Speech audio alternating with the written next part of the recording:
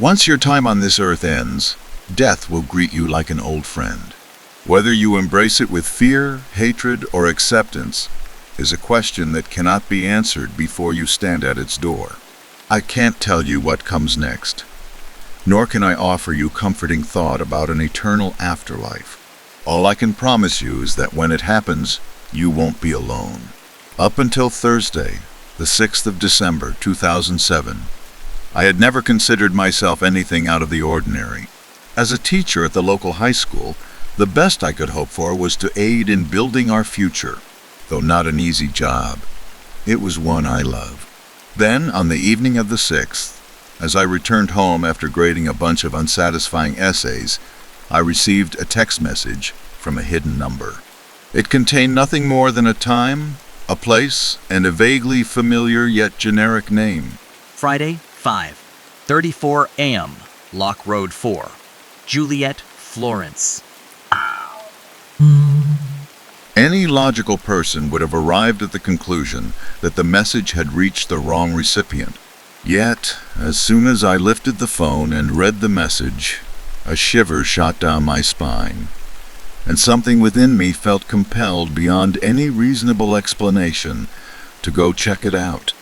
The road itself was an hour's drive out of town, situated in a desolate area, only occupied by abandoned farms and barren fields. It would have been the perfect place to lure someone out and kill them without anyone ever knowing. Despite this horrific fact, I wasn't worried. All I felt was compassion for whoever else would be there without understanding why. I couldn't accurately explain the immense feeling of purpose that had arisen within me.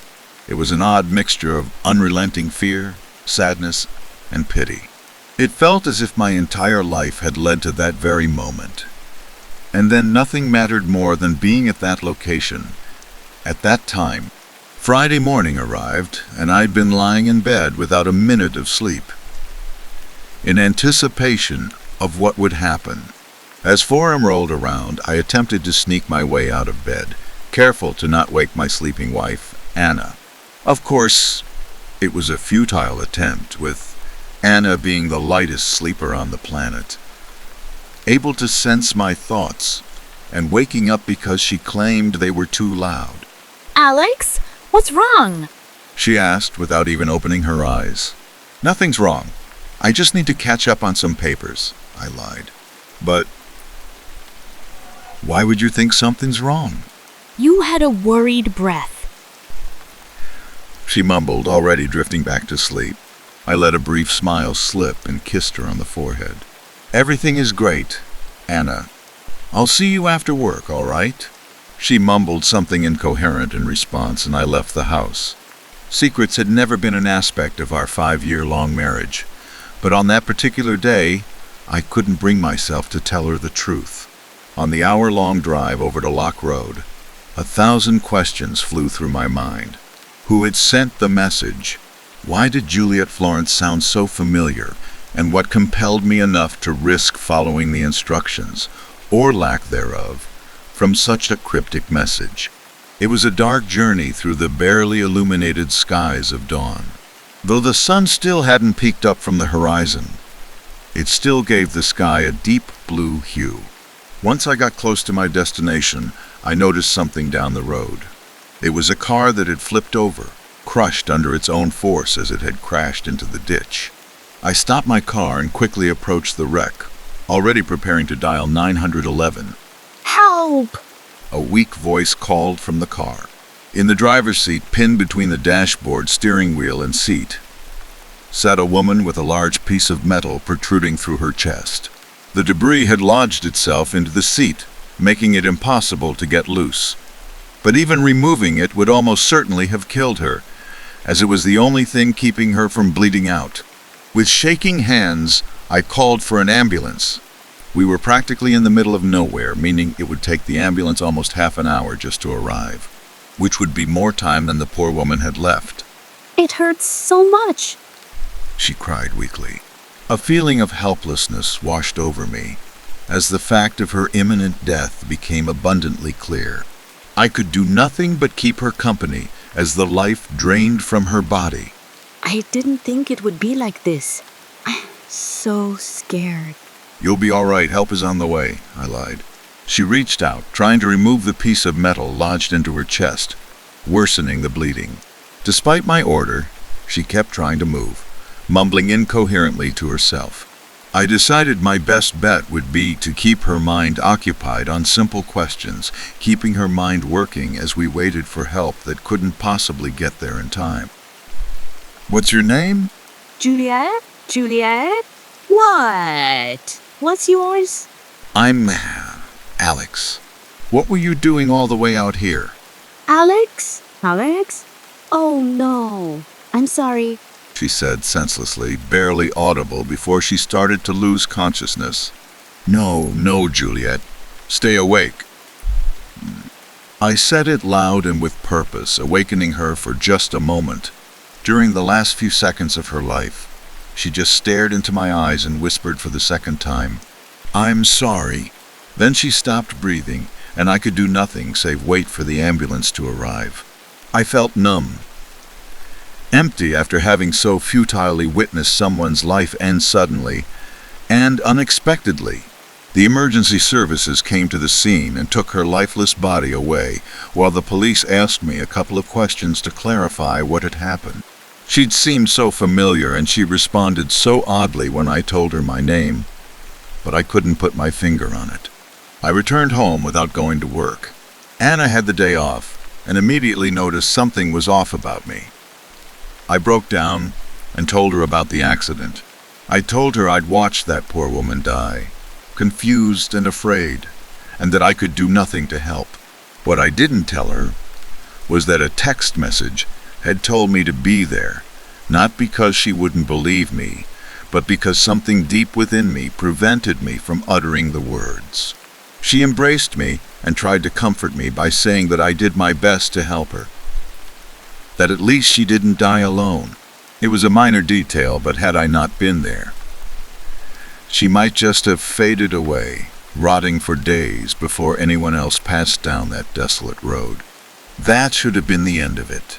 Weeks passed, and I slowly got over the trauma.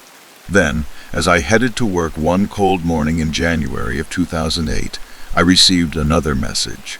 It contained a time, a place, and a name: Jeremy Brooks. This time the address was a local motel, only 5 minutes away.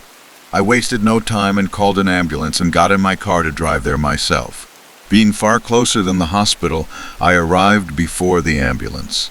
I rushed inside the apartment complex and barged in through the unlocked door.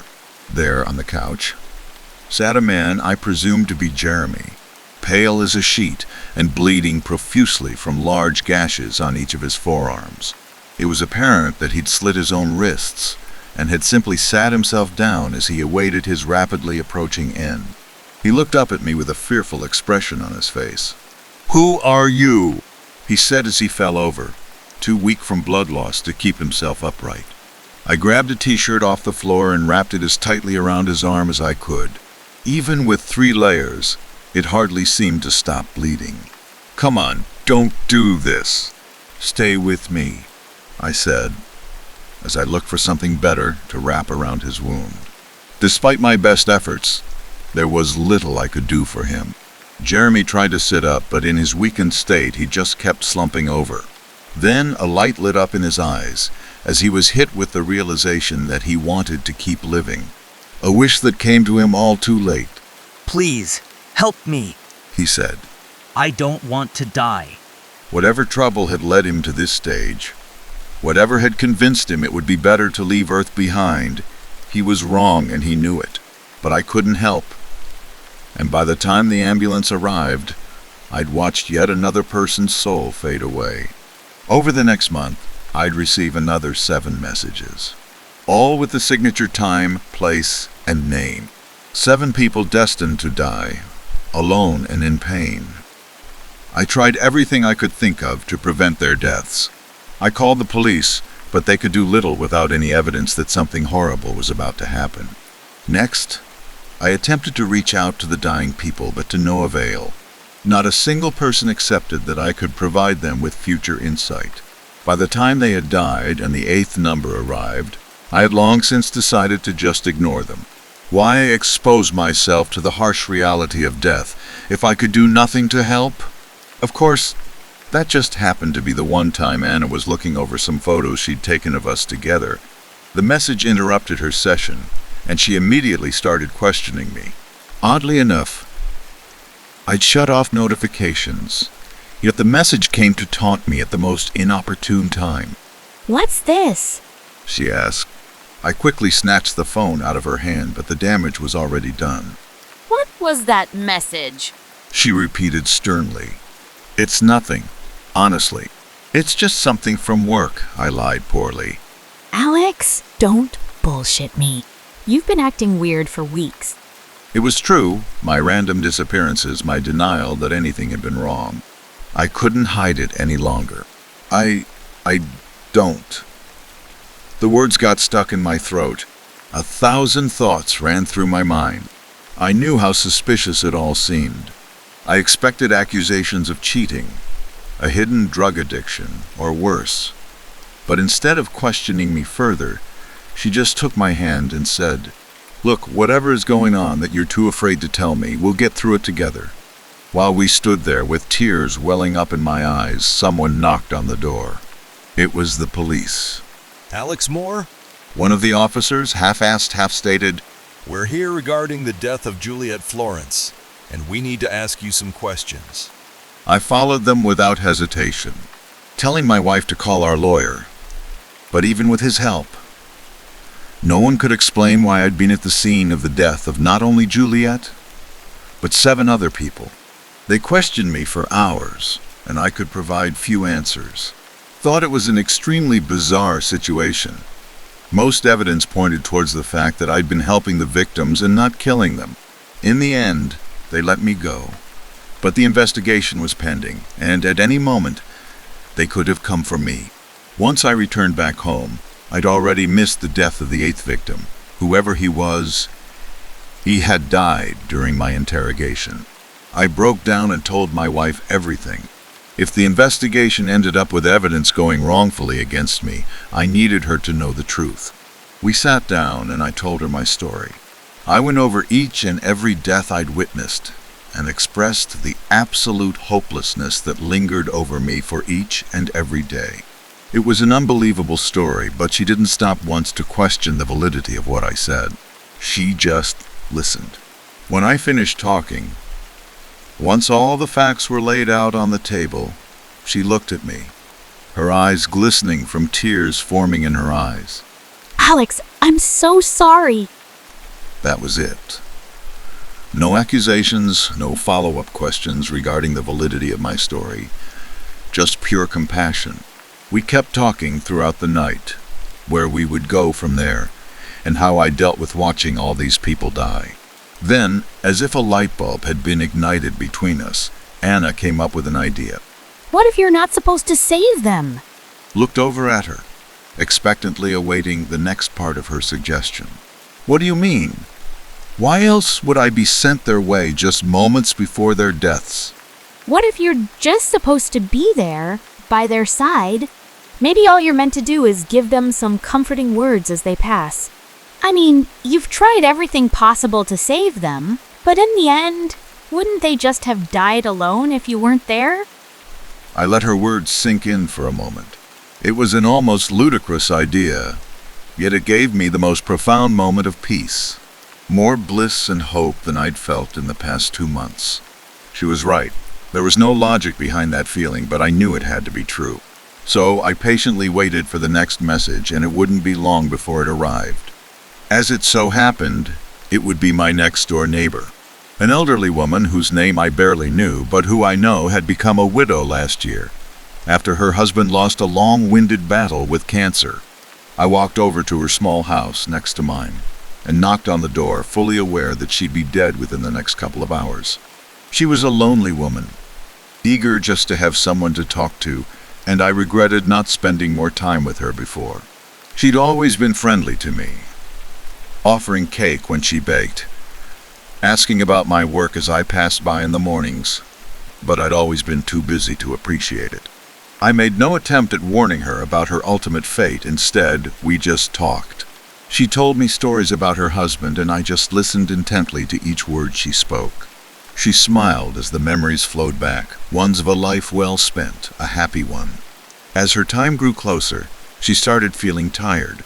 I offered to make her some tea, and by the time I came back, she'd fallen asleep, never to wake up again. On her face, I could see an expression of peace, and I knew she hadn't been afraid.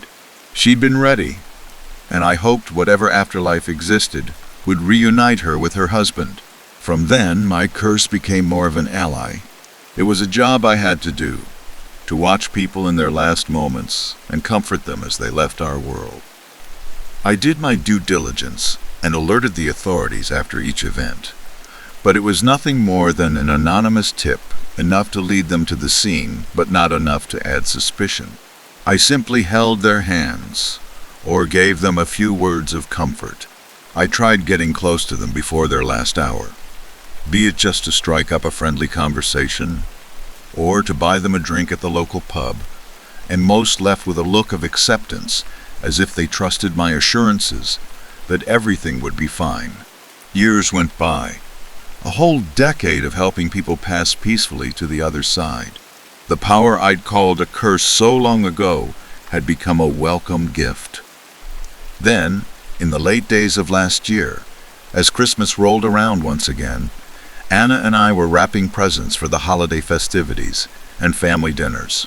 I'd gone almost a month without receiving another name, but that would end quickly when I received another message that shattered my life with these simple words. Saturday, December 7th, 11:43 p.m. Anna Moore. I froze in place and just stared at the name highlighted on my phone. Anna quickly noticed my absence from wrapping and jolted me back to attention. You got another name? She asked. I nodded, not needing to speak another word for her to understand. The look of horror on my face said it all. Oh, how long do I have? She simply asked. Her normally cheerful voice turned dull and empty. We need to go to the hospital, I demanded, knowing fully well that preventing the deaths was an impossible feat. Alex, don't! She said, before I cut her off. We can stop this. It doesn't have to happen. We argued for a bit, and she seemed oddly calm throughout the discussion. In the end, she agreed to get a checkup, if only to calm me down. Of course, with a woman that appeared perfectly healthy, without as much as a cough, the doctors could only run her through the basic tests. To look for anything substantial was a futile task, as most tests would take weeks to return, which was time we didn't have. In the end, we were sent home without a single answer. What if we leave? What if we just get out of town for a few days? I suggested. Has any of the 100 people survived? She asked. She already knew the answer. I didn't have to say it out loud. Without a place listed in the message, it became apparent that she'd meet her fate wherever she was. So we decided to make the best of what little time we had left. In the following days, Anna stayed brave, putting up a beautiful facade of acceptance and joy. We reminisced about times long since past, looked over photos and held each other for hours. At night, I could hear her cry in the living room, terrified not of what was to come, but of what she'd leave behind. I did my best to comfort her, but there was something hidden under the layers of love and support. Resentment. I wish you had never told me. You should have just let me meet my death, ignorant like everyone else. She was right. I'd taken away one of the most beautiful things about life. Its uncertainty. The idea of our temporary, fleeting presence here on Earth. The fact that any moment might be our last. The thing that makes us so tragically wonderful, and I'd taken it away. Despite that, she never stopped loving me. And on her final day, she made me promise to never give up. There would be people that needed me after her demise. They would be alone at the final step in their life, and I couldn't let them down. Once her time came, it was nearing midnight. We both agreed not to mention her rapidly approaching death. She asked if we could go outside to just look at the night sky one last time, to kiss under the moonlight. like we did on our first date. But it wasn't meant to be. No sooner had she stood up than she collapsed to the floor with no warning. According to the doctors, my wife had suffered from a deep vein thrombosis. Basically, a clot had formed in her leg to subsequently break off, traveling all the way up to her lungs, where it caused a pulmonary embolism. It killed her within seconds. The love of my life had died, yet the names never stopped coming. I was depressed, broken, and without the will to follow orders. I wanted to ignore the names, but I'd made a promise to keep going. For the next 2 months, I chased down dying names as I got them. 5 victims that didn't have to suffer alone. I approached them, made them feel comfortable, and held their hand as they passed. But each name crossed off my list took away chunks of my own soul. Without Anna to support me, I had no energy to keep going. I just had to wait until whoever ruled my life finally released me from my curse. So I did. Up until last night, when I received another message, one that differed from the rest. This time, there were no names, no places, nor a time. I was faced with nothing more than an innocuous question. Are you done? My mind raced. It was such a simple yet overwhelming question. What would happen if I said yes? Would I finally be free? I thought long and hard before deciding that I'd fulfilled my duty, that my time had come to let go and let life happen the way it was meant to. Yes, I typed into the phone. Within a second, I got a response. Who will be next? Then it clicked, as if the past decade of my life suddenly made sense. Or at least partially. Juliet, my first job, had not only been a random death, she'd chosen me as a successor, plunging me into a life she herself had lived. Why she'd chosen me remained a mystery. Maybe we knew each other long ago. Met once and the name stuck, or maybe she picked me from a dusty phone book in her attic. But, just like her, I'd been faced with the same dilemma. I thought about the implications of choosing another person to suffer the same fate as myself, but before I could consider a name, another message popped up. Sunday, 8:49 p.m., Hollow Street 7, Alex Moore. By quitting my job, I've effectively ended my own life. It's not a fate. I'm trying to escape. And I've already come to terms that I don't have much time left. Though I still have a few days to sort out my business, there's still one question that remains. Who's next?